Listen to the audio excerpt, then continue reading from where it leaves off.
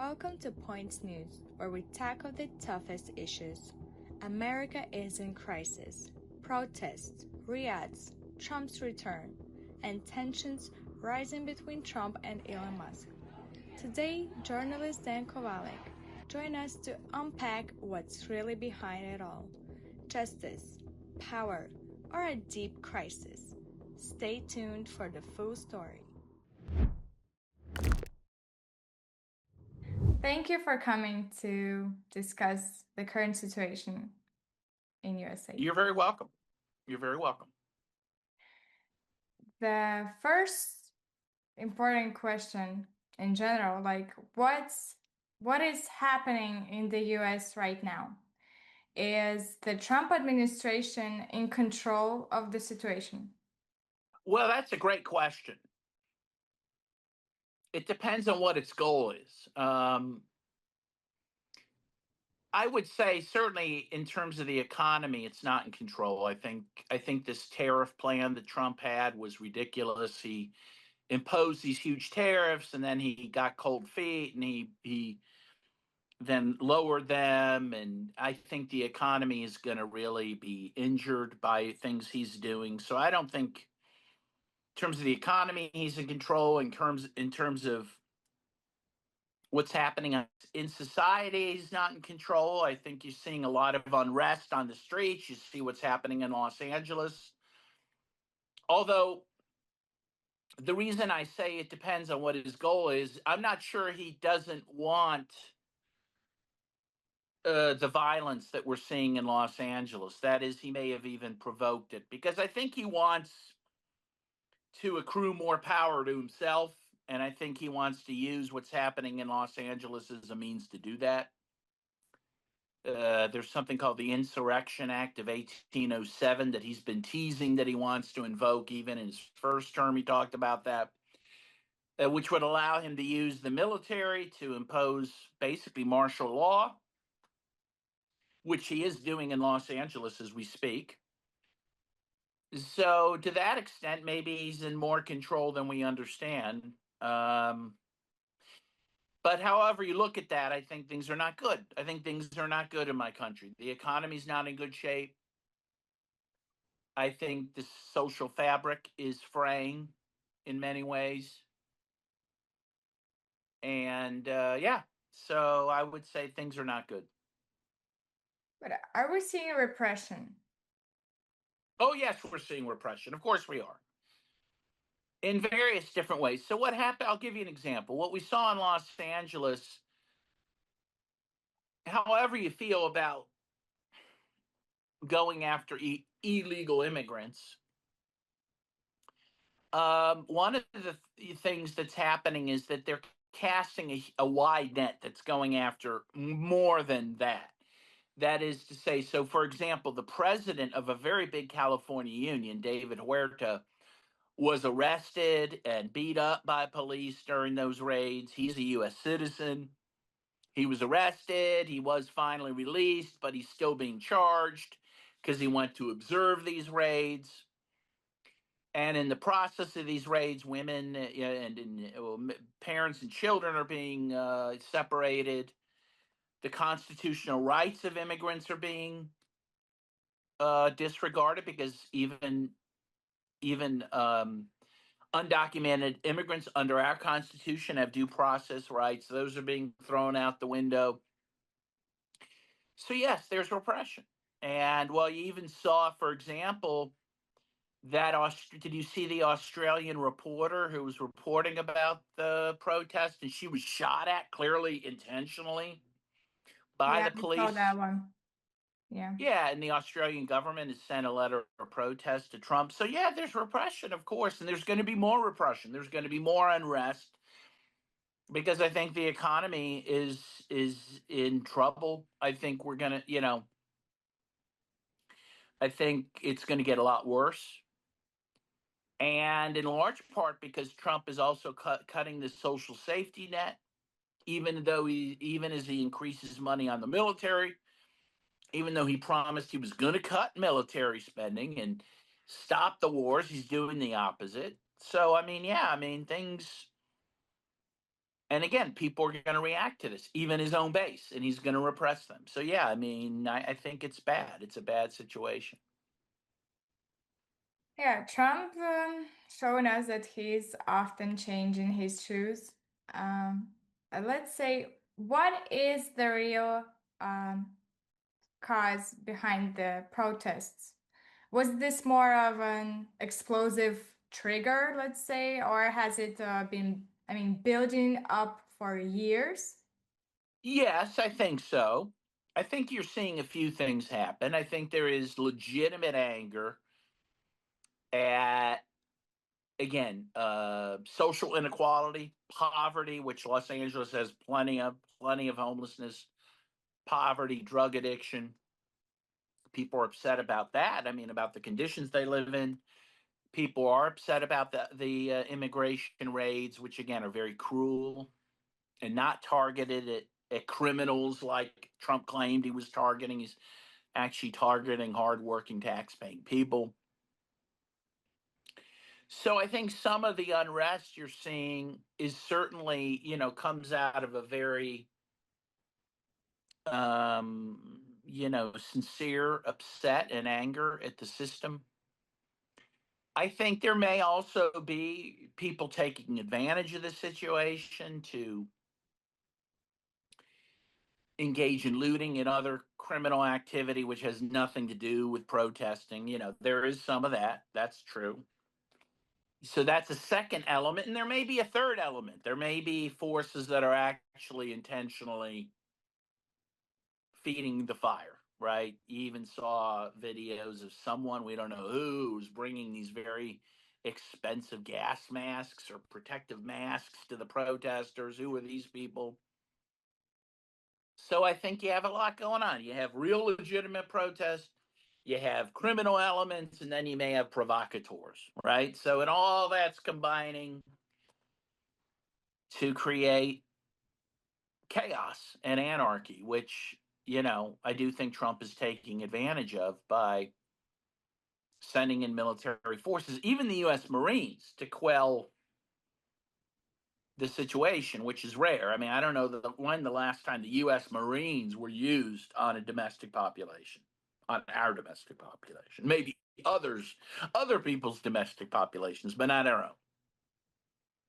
Yeah, that was my next question actually about the Marines. I mean, that he ordered the deployment that's of the National Guard and Marines in Los Angeles to protect federal property, right, and personnel.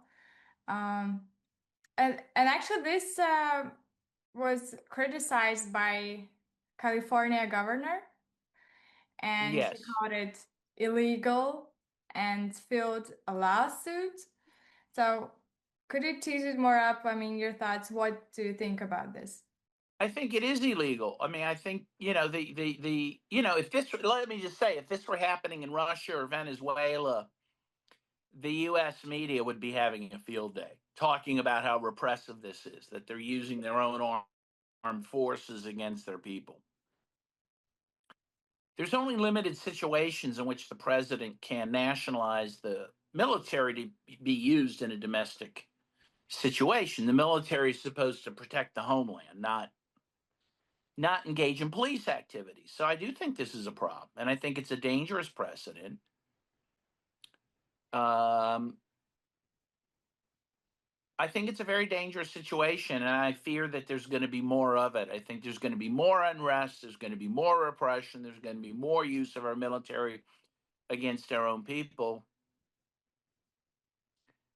And that really concerns me. Again, if this was happening somewhere else, the West would be like, look at how oppressive that country is, right? If Putin were doing this, um, or Maduro, or Danny Ortega in Nicaragua, this would be an abomination. By the way, even I'll just mention Danny Ortega in Nicaragua, during the 2018 coup attempt against him, which was very violent, and a few hundred people were killed. He never sent in the army. The army, in fact, stayed in its barracks And the general, the head of the army, said that our job is not policing. We are to protect the homeland from invaders. That's what we do. And that is proper. That is, in a non military dictatorship, that's the correct posture, right? So it's a dangerous situation. I think the West in general is falling apart. Capitalism is falling apart. And this is what you're seeing.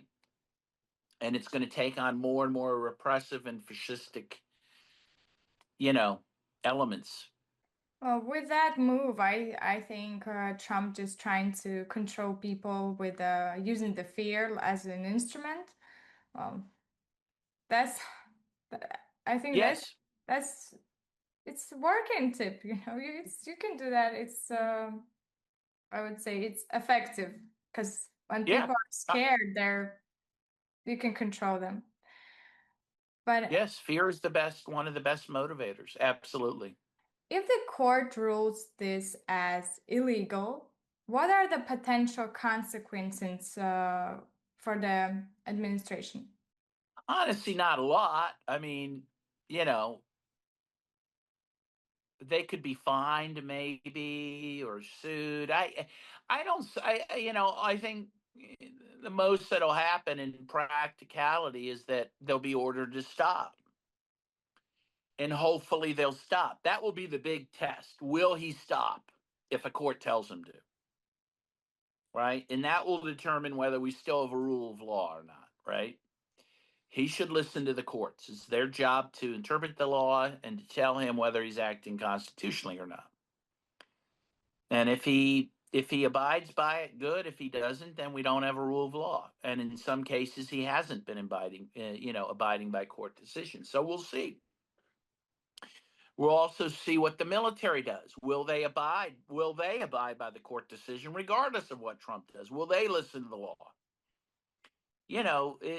This is how, again, military dictatorships form when the law is disregarded and the military takes things into their own hands, or the president uses the military in ways that are illegal. So it's a dangerous situation. Yes, it's a dangerous situation, like you said, but could these events lead to a major split in American society? I mean, maybe it could even turn into a form of a soft civil war. Yeah, I don't know. Perhaps I've always discounted the possibility of that, but when you have the police in Los Angeles saying they're not going to, you know, abide by what ICE wants to do and that sort of thing. I mean, there's some indication that, you could have a standoff between domestic police and the military or the immigration officers. So, again, I don't see a major civil war breaking out, but I certainly see social unrest happening. Could you see an attempt by a state like California to maybe secede from the union? That's been talked about. Again, I think that's unlikely, but who knows? And I have mixed feelings about it. Part of me says go for it because I think the U.S. is Martin Luther King said in 1967, the U.S. is the greatest purveyor of violence in the world. I think it still is. And so, frankly, if the U.S. breaks up over this, that'd be great. Then it couldn't be the menace that it is, right? But again, I don't really see that happening. I just, I see it as very unlikely. What I see is domestic unrest, riots, that sort of thing that happen for a period of days and then kind of peter out. I don't know. That's my own guess. Well, what we're seeing is also, I think, the most numerous protests in USA. Um, and in your opinion, how should the US address the immigration issue? Well, my own view is, I'm not anti immigration like some people. I mean, certainly we have a right to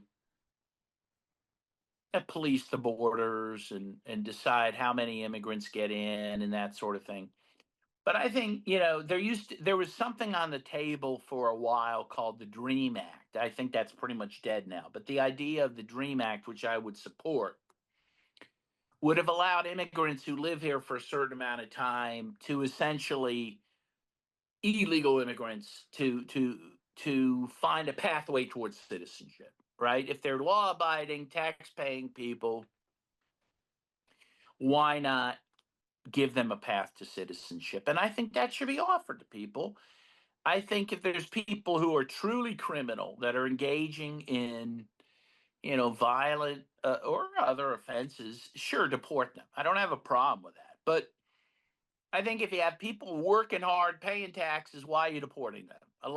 Give them the right to find a pathway to citizenship. Everywhere in the world, including the U.S., we're now facing something I think a lot of people are surprised by. Everyone used to fear overpopulation. Now it appears we have underpopulation, right? We're losing population. We're not reproducing like we used to. So having immigrants come in is not a bad thing, right? And a lot of them do jobs that other people won't do. I think it needs to be managed in an appropriate way. I don't think it should be managed violently. I don't think children should be taken from their parents like is happening.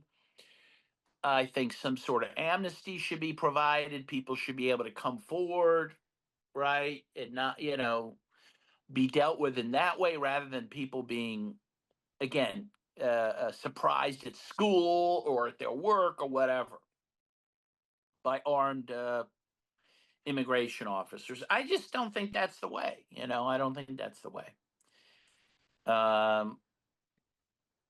It just seems to be causing mayhem. So that's my view. Well, the question is like, why now? Why hasn't this been solved over decades? Can we say that Trump is using immigration as a weapon? Yes, of course. He's used it, first of all, as a campaign ploy. It was one of his big campaign promises to deal with immigration. And somehow even got people living in the middle of the country who never see an immigrant in their lives worry about immigration, right? Even my parents, my elderly parents who live in Little Medina, Ohio, worry about immigration. They wouldn't know an immigrant if they ran into him. So that was a big campaign ploy. And yes, I mean, he's also using it as a bludgeon, again, I think, to justify bigger police powers and that sort of thing of the type you're seeing in Los Angeles. So, and this is done a lot. I mean, this is, governments do this all the time. They scapegoat a certain population, sometimes immigrants, in order to advance other repressive measures. And I think that's what you're seeing. And also to advance his political career. One of the first things he talked about, and I remember it like it was yesterday, when he was running for office in 2016, he announced his campaign. He came down this escalator, I think at Trump Plaza or something, announcing his candidacy. And the first thing he talked about was going after Mexican immigrants. And, that's always been one of his key platforms, and it worked for him, and it works for him still. Even I think the latest poll shows a majority of the U.S. population support his immigration policy. So it's worked well for him, and I think he'll keep doing it. And the truth is, these violent protests in Los Angeles will not help immigrants. It's going to hurt immigrants, because you know why? Because it's going to rally people around Trump. It's just, I am not I'm not a pacifist. I do believe in, at times, violent revolution is necessary. But it's got to be done. The time has to be right. You have to have popular support. And that's absent here. I think this is going to backfire on the people who are doing this, assuming they're well intentioned. I mean, if they're poorly intentioned, they're doing this to actually provoke government repression. Well, then I think it'll work for them.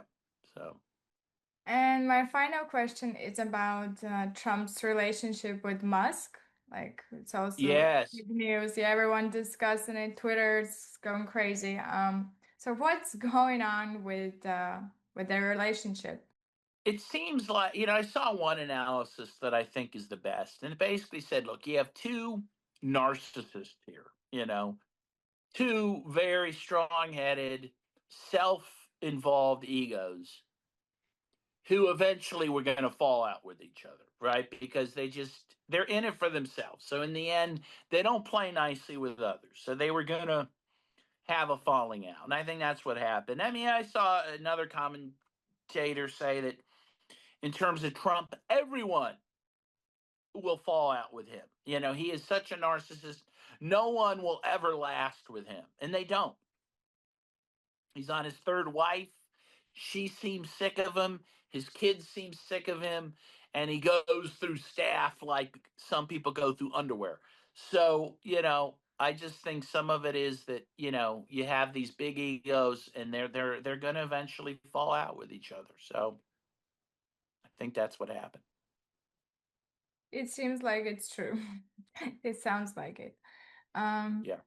thank you for coming. Thank you for your views on these questions. It was good to see you.